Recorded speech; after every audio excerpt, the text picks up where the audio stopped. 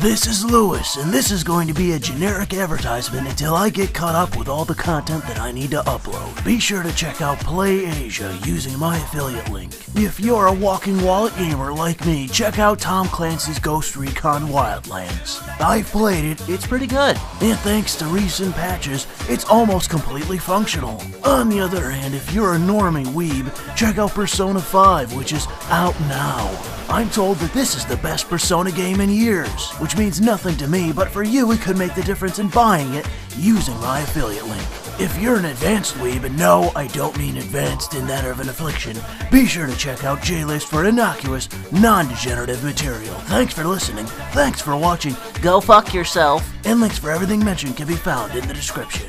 So this is Louis, and for today we're going to be talking about Call of Duty, which is a long-standing first-person shooter franchise. Now I'm confident that at least some of you hate Call of Duty with a burning passion only comparable to that of the surface of the sun. You're probably a faggot with bad taste, but this is America, and you're free to live that lifestyle. That isn't to say, however, that the Call of Duty franchise hasn't been pretty goddamn bad as of late, and it has. Every game from Black Ops to Infinite Warfare has been pretty fucking awful. That's about 7 years of lackluster and even outright bad content. They tried the Cold War, and it didn't work. They tried revamping existing storylines, and it didn't work. They tried science fiction, and it didn't work. They tried Kevin Spacey, and I like Kevin Spacey, but you actually need a decent game to go along with a good actor, so it didn't work. What has been tried in recent Call of Duty sequels over the years hasn't worked, and to my knowledge, sales have been on a consistent downward trajectory. While the franchise has always had a decent amount of diversity, recent iterations have included more female characters. Many of the latest games have had playable female characters and more women acting in crucial roles. What's important to point out right now in this commentary is that the demographic that purchases Call of Duty is men. Not just once upon a time, not just now, it has always been and will always be men playing Call of Duty games. The math is in, and has been for a goddamn decade. Men play Call of Duty. I've personally met a couple girls that enjoy the franchise, but overwhelmingly men are the consumers. As it relates to the Sims franchise, to my knowledge, the demographics playing the sequels used to be primarily men, but have shifted to around 50-50, or maybe even a bit in favor of women. That didn't require social engineering by West Coast Marxists.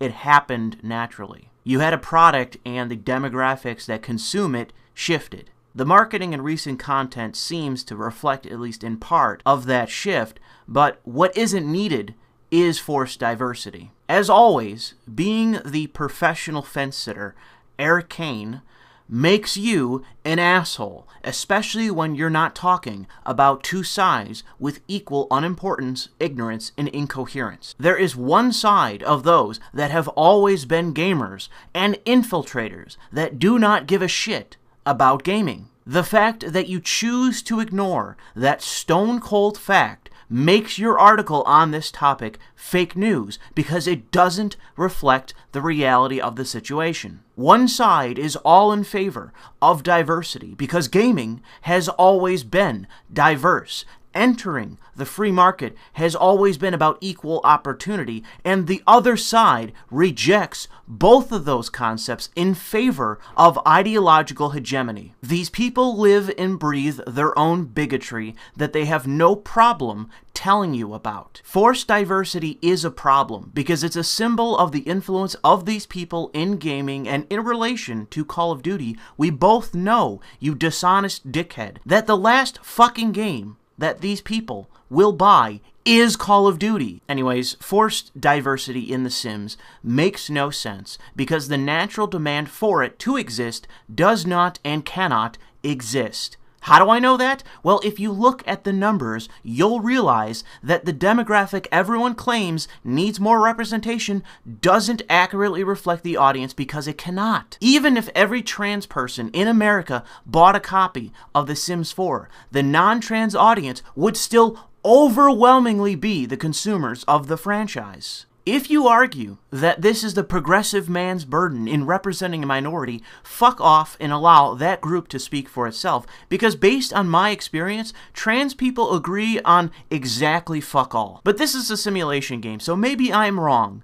And it's right to break half the goddamn game, and they still haven't fixed the fucking bugs caused by this update either, by the way, in order to add trans characters. Where it doesn't make sense to be forcefully diverse is when trying to reflect reality and when defying the natural consumers of your product. America today is 77% white. The UK today is 87% white. Canada today, despite obfuscating their data, is 79% white. Germany today is 91% white. Australia, despite obfuscating their data, is 75% white.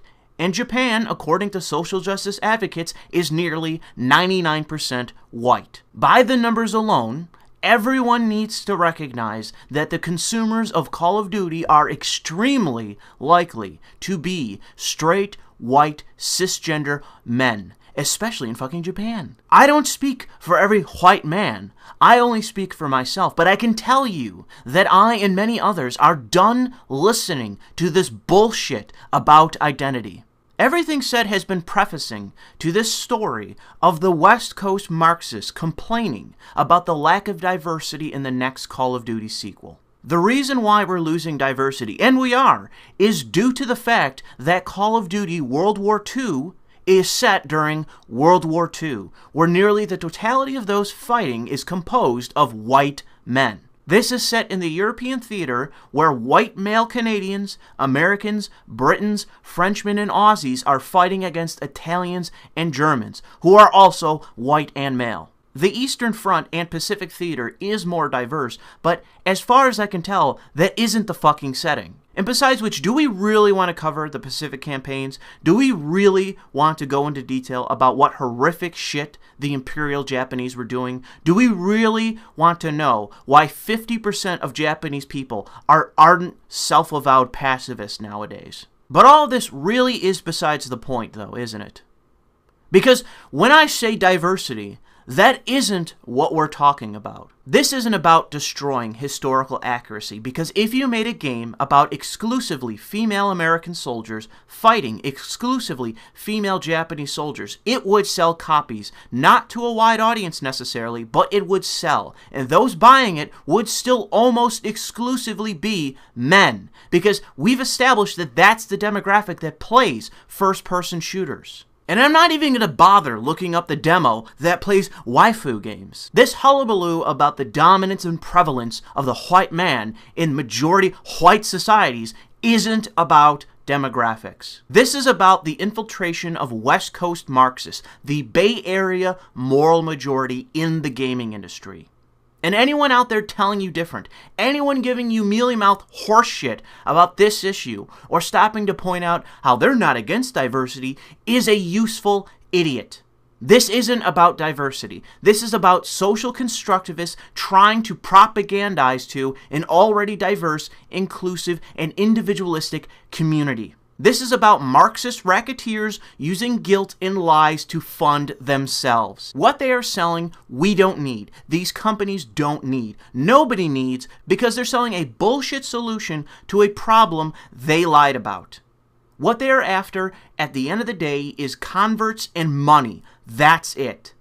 They don't care about the game, the artists creating it, the people buying it, or even the minorities they claim to represent. They want you to listen to them, and they want your hard-earned money. Fuck the people trying to demonize gamers as bigots when they themselves ally with full-throated racists. Fuck all those, including people like Eric Kane, misinforming the public with the false equivalence of consumers who happen to be primarily white with those that demonize groups because of their skin color.